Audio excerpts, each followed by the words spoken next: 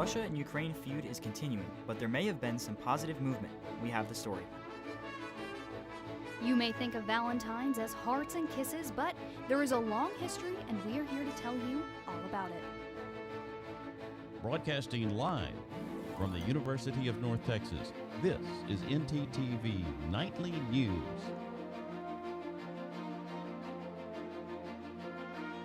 Thanks for joining us on ntTV Nightly News. I'm Michaela Goose. And I'm Nathan Mayer. We're starting off a story here on school grounds. UNT is demolishing one of its on-campus housing facilities due to multiple maintenance issues over the years. ntTV's Christine Guevara is live with the story. Christine?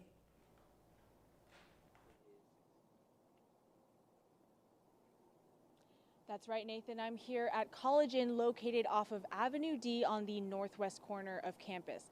Now, as you can see, the building is still standing, but in the near future, it will be torn down. Now, there's a wide range of repairs that needed to be fixed here, but the cost of these repairs are too expensive to take on. Those problems range from pests roaming around to moisture buildup causing mold. Even the pool upkeep was a struggle to maintain.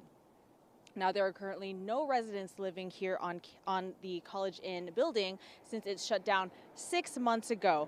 But the building is being put to use by the UNT maintenance staff.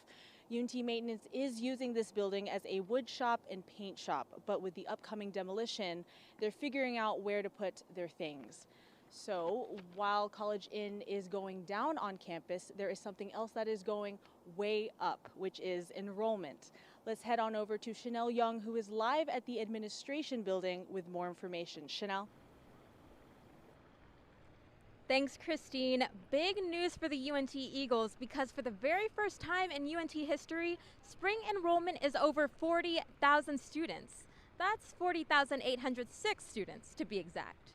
UNT has accepted more than 39 new graduate students and over 62% more first-time college students than last spring.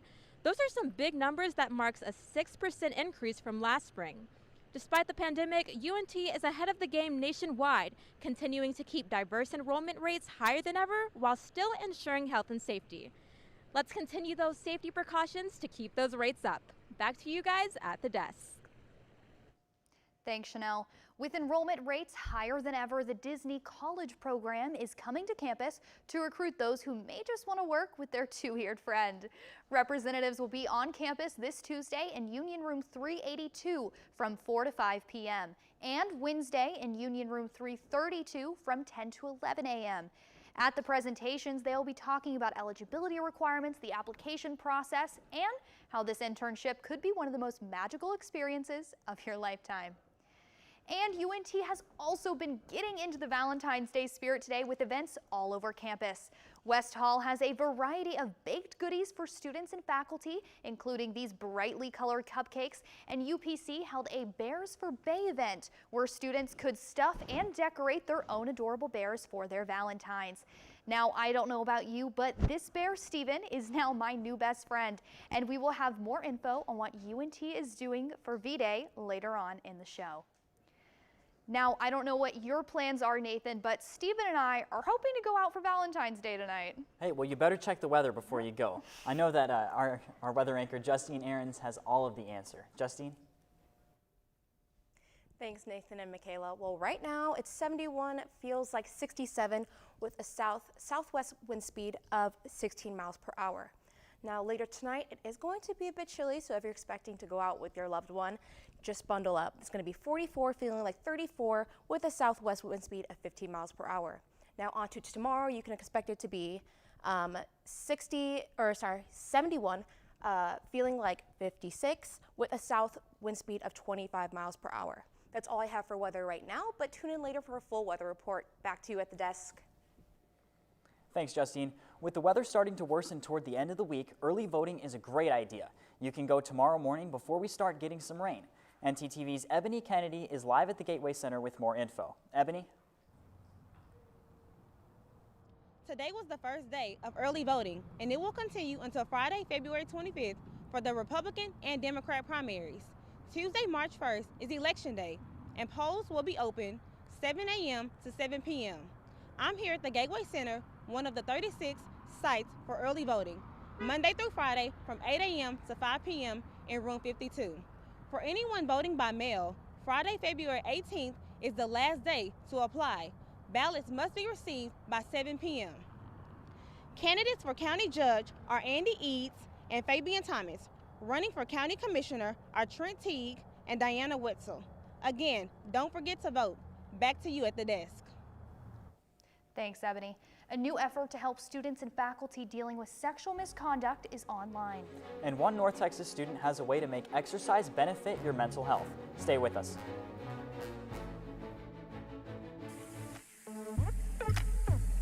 Hey, listen to my flow to save some H2O. This my water rhyme, and this is how it goes. First, turn off the sink and take some time to think. When you waste water, our supply shrinks. When you take a shower, not more than an hour. Shoot for 10 minutes and save water power. Use a reusable bottle, smart like Aristotle. Ditch all the plastic and be a role model. And that was my H2O flow. Please remember how it goes, because if you don't, Earth will go, oh no! When you park in front of the ramp, somebody can't make it up the ramp. When somebody can't make it up the ramp, they miss their class. When they miss their class, they fail their final.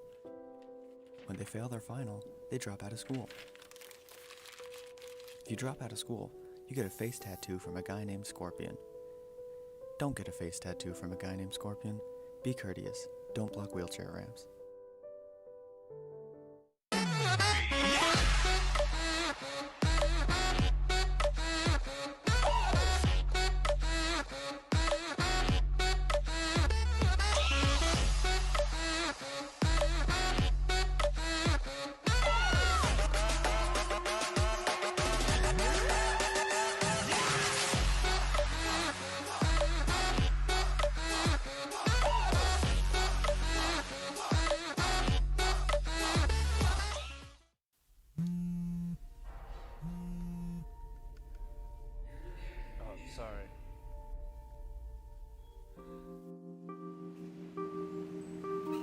Oh, sorry, man.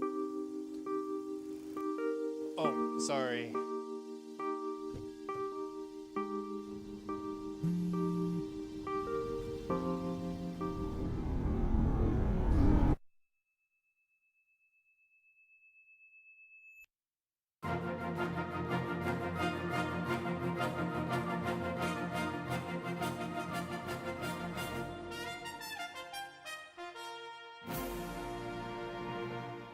The tension between Russia and Ukraine continues to capture global attention.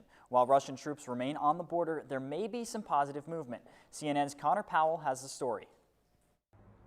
Russia has amassed a force of more than 100,000 troops along the Ukrainian border. Some estimates put it as high as 130,000 troops. And U.S. officials have been saying for several days now that they think an invasion could come at any moment. But will it? Well, nobody knows exactly what's in Vladimir Putin, the Russian president's mind. But Russian officials have been saying for days now that this is just a planned military training exercise. It is not an invasion into Ukraine. Here in this country, though, there is concern. At the same time, Ukrainian officials are saying keep calm and carry on.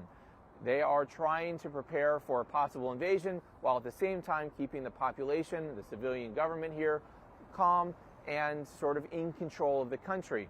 Western officials have been bringing in weapons, which Ukrainian officials have been asking for, everything from helmets from Germany to more advanced weapons from the United States. Ukrainian officials are also asking for more advanced weapons, things like surface-to-air missiles, which the United States has yet to provide, but Ukrainians would like to see delivered to combat any type of Russian air power that might be used in the case of an invasion. Now, the bigger question, though, is what happens over the course of the next couple of days. For the last week or so, we've seen a flurry of diplomatic progress. Western leaders going to Moscow, coming to here in Ukraine, meeting with officials. That seems to be on the table for the next couple of days. German Chancellor Scholz just arrived here in Ukraine a few hours ago. He's meeting with Ukrainian President Zelensky. And then Chancellor Scholz is supposed to go to Russia as well to meet with Vladimir Putin. And the thinking is right now that as long as there is diplomacy, as long as they are talking, that an invasion becomes all the more unlikely. But because of this massive force along the Ukrainian border, there is still this concern that Russia, Vladimir Putin, might launch this attack, but at least for the next few days, it appears that diplomacy is on the table. In Lviv, Ukraine, I'm Connor Powell. With the season of love upon us, mutual consent has never been more important than now. UNT has developed a website highlighting resources for students and faculty dealing with sexual misconduct issues. We talked to James Jackson, a communication strategist for diversity and inclusion at UNT, about this addition to the university's resource pool. So that the information can be easily found, it can be easily understood, and people can find the help that they need in the moment. The benefit too is that, most of UNT's websites are very easily seen on mobile. So let's say, you're out and about, you're not at your computer, if something's happening to you, it's just a nice way to be able to check what you need and click on a link to go to whatever page you need to call it, like a crisis hotline or something like that. This website, linked below, was released mid-January in order to show students the proper steps to obtain consent and how to properly give it. There are links and contact information for reporting and understanding different types of sexual abuse or misconduct. There is also information regarding Title IX and the rights survivors of assault have while at college. But above all, Jackson says the main reason for this website is this. But also to just have the conversation about what consent is, how to ask for consent, why it's important, Once again, that website is idea.unt.edu/voluntary consent. Back to you, Nathan. Thanks, Michaela. Over the past 2 years, COVID-19 has affected our lives in almost every way. One thing we couldn't escape was ourselves. Mental health has become a major factor in how we interact with others and share our personal experiences. One remedy we already know that benefits our body, but recent discoveries suggest that exercise could play a role in your mental health as well. Exercise is about more than just looking good. ntTV's Tristan Van Beem has more on how exercise benefits your mental health.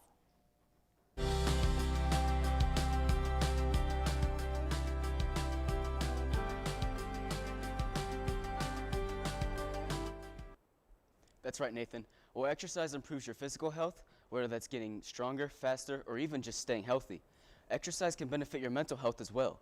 Movement helps keep your body balanced, which could lead to better confidence and life enjoyment. Here's why one UNT student uses the gym to better himself altogether.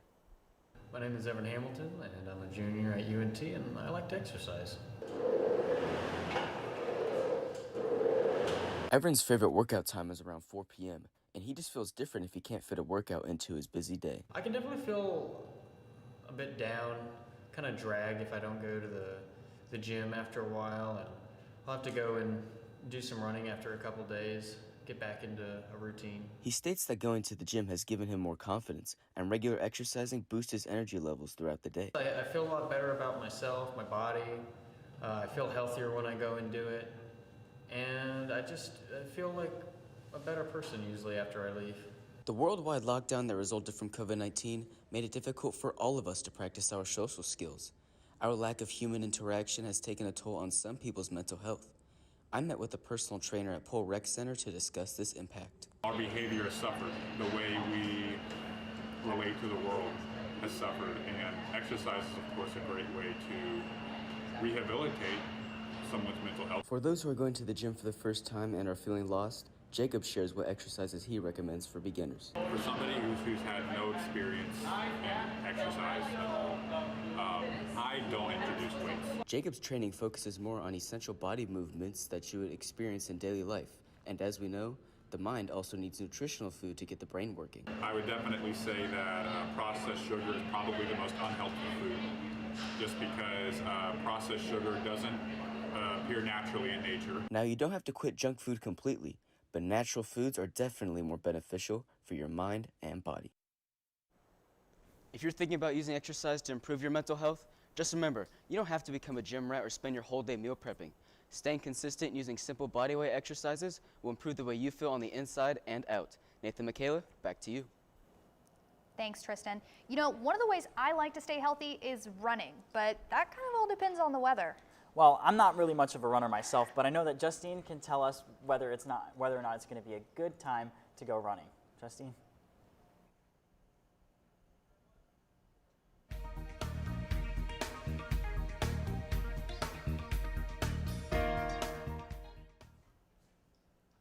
Thank you, Nathan and Michaela. Well, like I said before, it's 71 here in Denton, and we're seeing similar temperatures around North Texas. As you can see, it's also 71 in Gainesville and in Sulphur Springs. Now let's pan out and look at the state of Texas, where you can see kind of similar temperatures. We are seeing 71 and 72 degrees here, and the lowest temperatures we're seeing are in Amarillo, where it's 66, and in El Paso, where it's 67. Now let's take a look at our 7-day forecast to see what we can expect for the rest of the week. Well, as you can see, for this week, it's primarily going to be sunny, but going into Wednesday, there is a 40% chance of rain, becoming a 90% chance of precipitation later that day. And then it's going to warm up later in the week, ending Sunday at 67 degrees with a low of 47. That's all I have for weather. Back to you at the desk. Thanks, Justine. Valentine's Day is a holiday that brings tradition and love together. Something else that brings tradition and love together this time of year is a popular candy that has some old roots. When it comes to Valentine's Day, one of the first things that comes to mind for people is chocolate. Valentine's Day, I would go with chocolate. Hershey's Kiss. I love getting the boxes of chocolates. But one of the Valentine's sweets they may not talk about as much is one of the originals, conversation hearts. The history of the conversation hearts dates back to 1847. And to put into perspective just how long ago that is, other notable events from 1847 were the midpoint of the Mexican-American War, the United States printed its first postage stamps, and a famous joke was created about a chicken and a road. 175 years ago, a Boston pharmacist by the name of Oliver R. Chase wanted to mass-produce a new remedy for sore throats, cough drops. The end product for his lozenge cutting machine was a failure that became the first ever candy-making machine. And these Necco wafer candies were the staple of the New England Confectionery Company. With the growing popularity of Valentine's cards in the 1860s, the Chase brothers thought to write messages on their Neccos, and in the year 1902, the Neccos were turned into the shape of hearts. Oh, a 1, the lowest score I could. I give it like a 4. I would give it like a solid 5. 2 on taste. Even though there are mixed reviews on these Valentine's candies, one thing is sure. Today, we are all loved. Now, the Necco Company had their operations halted in 2018, but were bought by the Spangler Candy Company. You can still find conversation hearts in your local grocery store around the holidays. Mardi Gras is finally back since the pandemic began. And up next, a mom saves her child from a burning car. We have the dramatic story after the break. Okay, that's perfect. But I had a great time talking to you today. I have one more question. Is wrestling really real? What?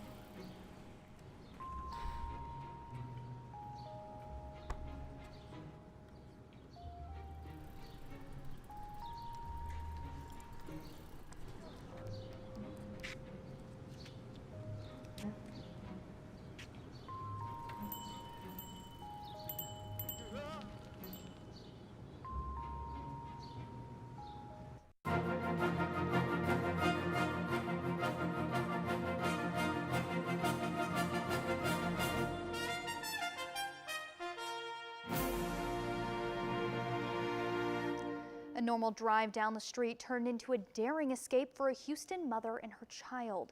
CNN's Brittany Ford has more on this shocking story. Thankful that they were okay.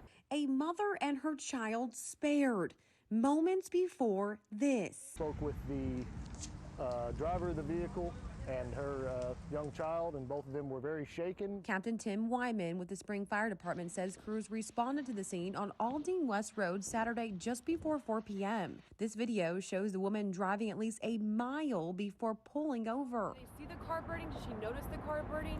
She did not notice the car burning. What made her really stop and notice was she said she had smoke coming out of her air vents. He says the woman's transmission light turned on moments before the car caught fire. The Harris County Fire Marshal believes the fire was caused by some sort of mechanical failure. Wyman offered this advice to anyone who finds themselves in a similar situation. Just maintain awareness of your surroundings. Watch your vehicle. Pay attention to those pesky lights that come on, and pull over and see what's going on with your car. The mother and child in this case counting their blessings. They're very lucky and they're very blessed. Harris County Sheriff and Constable offices are investigating more on the incidents. Now get your beads ready. The Mardi Gras parades are returning to the streets of New Orleans for the first time since the pandemic began in 2020, Nathan. And that's right, and the festivities have already begun. Here, CNN's Harrison Golden with more. We're all lovers, baby. But we are hot and ready! Crew de Vue and Crew Delusion. Just the satirical 1-2 punch subcrews and crowds have been looking for. It's a tough job, but somebody has to do it. And after COVID-19 kept the crews home last year, the groups this time had catching up to do. We've been waiting for this for a long time. We're ready to go. With some themes more family friendly.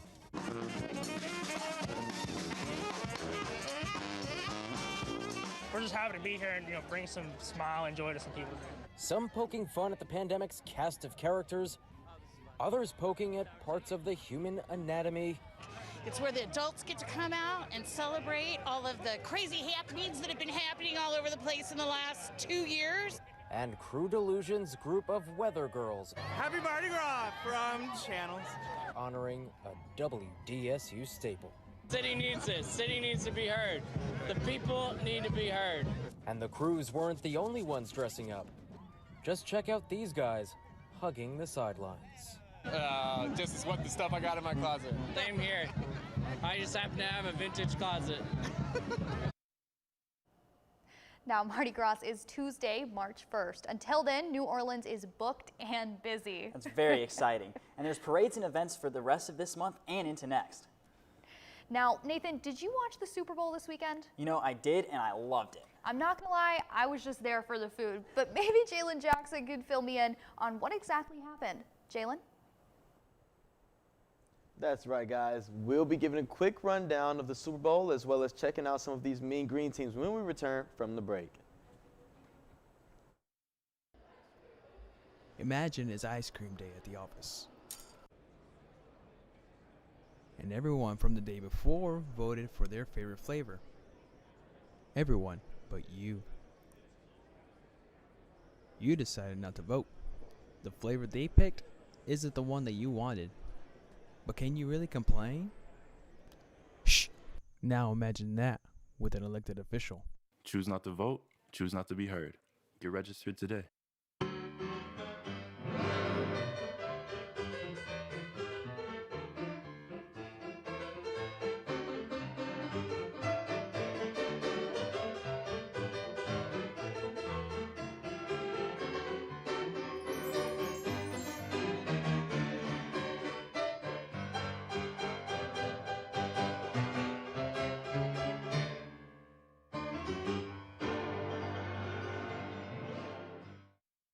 UNT is more than 125 years in the making. To find new solutions, we create a new point of view. We know what's possible when creativity, originality, and independent thought converge. We're ranked a Tier 1 research university. We're home to excellence the size of Texas. Define your future at UNT and soar to new heights.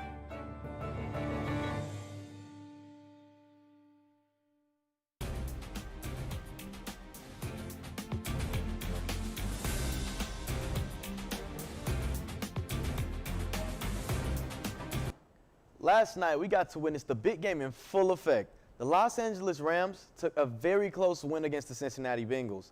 The Bengals put up a hard fight, losing 23-20 after a last-minute touchdown by Cooper Kupp with 1 minute and 25 seconds left on the clock for the game.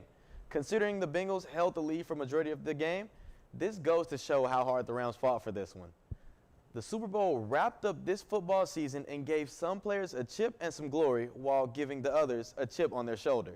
The NFL will be back close to the fall, but for now, we look to basketball season for our entertainment needs. Speaking of basketball, UNT men's basketball is on an absolute roll. The UNT men's basketball team have just won their 10th game in a row. If they win one more game, they will tie the highest streak that UNT basketball has ever had. The Mean Green are one of two teams in all of college basketball that are undefeated on the road, with the other team being Gonzaga. Will the Mean Green be able to maintain this streak and keep it going? I guess we'll just have to see. The next two games will be away, so you can watch the games at meangreensports.com. The basketball team isn't the only team doing amazing here. This past weekend, the Mean Green softball team played in a tournament at McNeese, going 3-2. The first two games were easy wins for the Mean Green.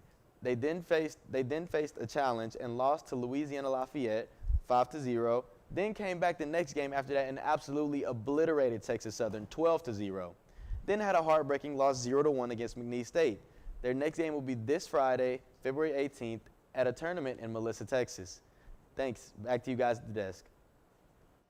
Thanks, Jalen.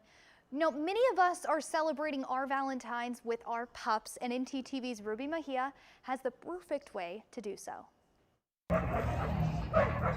Mutt's Cantina is a dog-friendly restaurant with 2 dog parks and full of dog lovers. In this event, the restaurant partnered with the organization Roar to the Rescue, which focuses on promoting the adoption of rescue dogs. The marketing manager for Mutt's Cantina, Chloe DeVicenti, told us the mission of the event. We would love to find homes for these rescues, but also we want to gain exposure for these rescues when they do come out here. Not everyone always knows the names of these smaller rescues like a Dallas Animal Services, so it's really nice to bring in different rescues so people really truly know that adopt, don't shop. We can really fulfill that mission here. The rescues are from the Dallas Animal Services and attended the event with their foster. Since the space is limited in animal service centers, fosters like Elise Bilodeau save dogs' lives by providing temporary care until they find their forever home. Alexa is a Dallas Animal Services dog. She was brought in as a stray.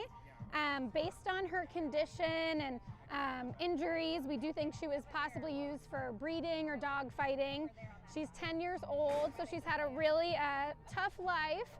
She has been on the euthanasia list a few times and was saved by an awesome short-term foster. So we're looking for a place where she can just be the princess that she is and enjoy being a couch potato. She's a really good pup. Some rescues were adopted at the Mutt's Love event, but others are still waiting to find a friend for life. Reporting for ntTV News, Ruby Mejia. You know, Nathan, I'm not gonna lie to you. Alyssa's story, the beautiful 10-year-old dog, it made me well up a little bit. I want her to be my Valentine. Well, you know what? I think we'll have to make a trip to Dallas to go get her. I think so too. Thanks for watching ntTV Nightly News. Join us again tomorrow night at 6 here on North Texas Television.